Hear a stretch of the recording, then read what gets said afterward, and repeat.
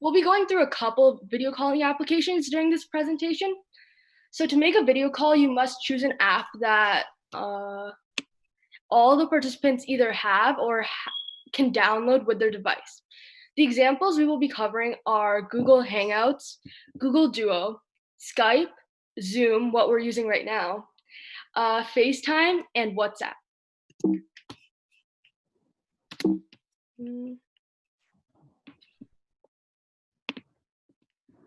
Google Hangouts is, it's group video calling, and it can have a maximum of 10 participants, and there is no time limit whatsoever for Google Hangouts video calls. And this can work on Apple and Android devices and computers. Then there's Google Duo, which is our next one. So these group video calls can have a maximum of 12 participants, but there's a time limit of 25 hours for Google Duo video calls if you want to talk that long. And it works on Apple and Android devices and computers as well. Skype is our third one. So this one has a maximum of 50 participants, and there's a time limit of 10 hours a day and 100 hours a month for Skype video calls. As well, this works on Apple and Android devices. Zoom, which is the one we're using currently, this one has a maximum of 100 participants per call. And if you have a free account for Zoom video calls, there's a 40-minute time limit for these video calls. And this one works on Apple and Android devices and computers. And then FaceTime, this one, it's limited as in like you can only use it on Apple devices and it comes with it pre-installed. However, this one has a maximum of 32 participants. And there's no time limit for FaceTime video calling. And our final one is WhatsApp. So this one has group video calls with a maximum of 10 participants.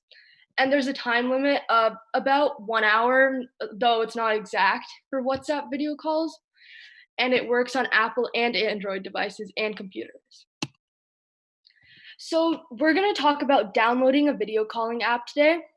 And you can follow along if you'd like with this one. So if anyone wants to follow along, go ahead. So video calling, even for apps that work on all platforms, including Apple or Android, downloading an app will be different on each type of device. However, when you're downloading one of these applications, it's very similar to downloading any other app available on the device, whether it be a reading app or a game app. For an example, we will be downloading Google Duo today. So when you're downloading Google Duo on an Apple device, you will want to start by opening the App Store, which the symbol looks like the one on the right, like the blue square with the A on it. And you just click this symbol. And once the App Store has loaded, you just go to the search tab at the bottom, which is in the right corner. And then after it loads, there should be a search bar at the top. Okay. So then you just type Google Duo in the bar at the top, and then just click search. Okay. So if you have an Android device, it's basically the same procedure, except it's a different store. So the Play Store, the symbol for it should look like a triangle with a bunch of colors in it. So once you click that, type Google Duo to the Google Play search bar at the top, and then you just press the search button. Okay. So once you have entered Google Duo into your search bar, there should be this icon near the top of the page. So it's just a blue circular shape with a rectangle and a triangle in it. So you just click on that icon, and there should be a button that says Get for Apple devices or Install for Android devices. So once you click on this button, it should prompt you to verify your download with your password. Just type in your password, and it should start downloading. This will take a while, so we'll be returning to this after we talk about doing it on your computer. Okay, so that's what the Get button should look like. and then that's on Android devices for the install button. So now we'll be just summarizing how to do it on a computer. So to open Google Duo on your computer, you will want to start by opening a web browser. So everyone has at least one web browser on their computer, and it's where you go to search things.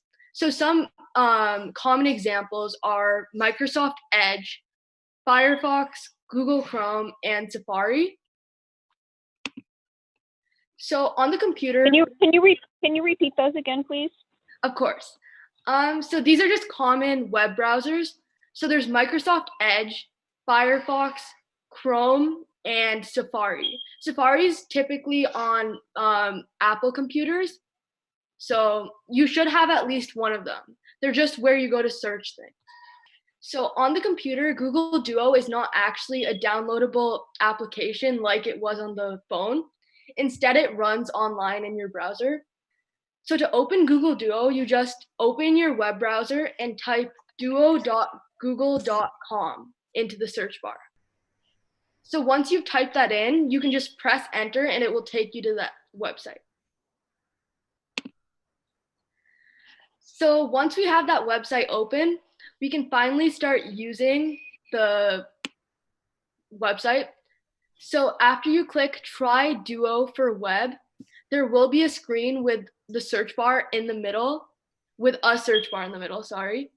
So you can type in the phone number of anyone who has registered previously for their phone number in the app. So if you have a relative who already is registered with Google Duo, you can just type in their phone number. And if it is registered, it will show up in a box right below the search bar, and it will say view calling options. So you just click on that box to call, and the website will prompt you to allow them to use your camera and microphone so the person you're calling can see and hear you. Once you allow it, the call should be able to go through. Okay, so we're going back to the phones now. So now that the app should be downloaded, we can open it. So once you click the app in your home screen or wherever it may be, it will request your access to the camera and microphone. So that lets you hear and see, and then notifications. So this basically it shows when you get a call, like a normal phone call would. And then contacts show who you know has already registered with the app. So once you allow all these permissions, then you're ready to use the Google Duo, and you can type any number of anyone you know who has the app into the search bar, or you can choose from your contacts who has Google Duo. So now we're just going to go over the Google Duo buttons and what they do. So on your cell phone, it should look like that, and then on your computer, it's below here. That's what it should look like. So their video lets you see the other person who you're talking to. So on your phone, it should typically be the bigger rectangle.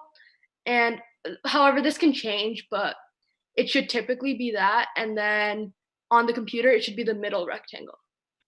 Okay, so your video lets you see how the other person sees you. And this is normally the smaller rectangle of the two for both.